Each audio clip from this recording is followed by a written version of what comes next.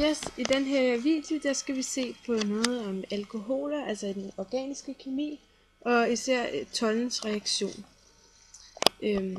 Så vi ser en redoxreaktion her, hvor man oxiderer et aldehyd til en carboxylsyre, hvor den i basisk væske forekommer som carboxylat, altså sådan en ion. Og så bliver der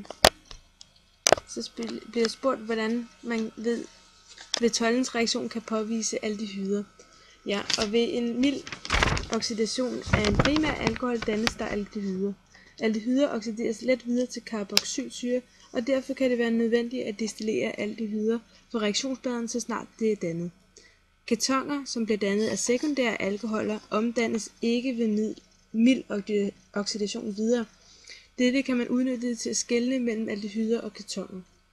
Aldehyder kan oxideres af sølvioner i basisk opløsning, hvor der dannes frit sølv. Og det er jo som sagt det, vi ser her. Aldehydet bliver omdannet til en carboxylsyre, men så bliver det omdannet til en ion.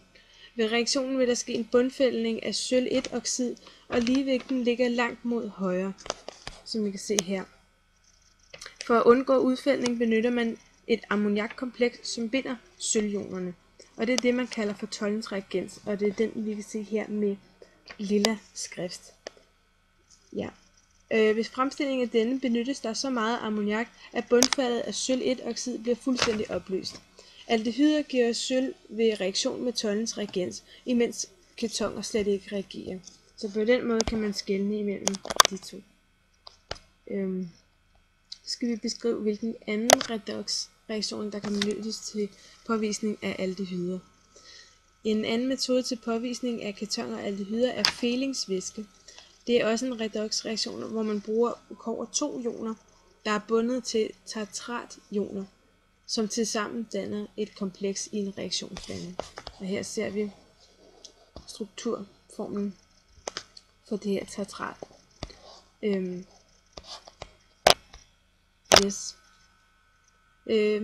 Hvis ikke de bindes kompleks, vil der udfældes kobber-2-hydroxid, ligesom vi i toldens reagens får udfældet sølv-1-oxid. Så det vil man gerne undgå. Ved opvarmning vil komplekset og aldehyd omdannes til en carboxylsyre, og derefter en ion i basisk opløsning, samt kobber-1-oxid, der ses som rødt bundfald.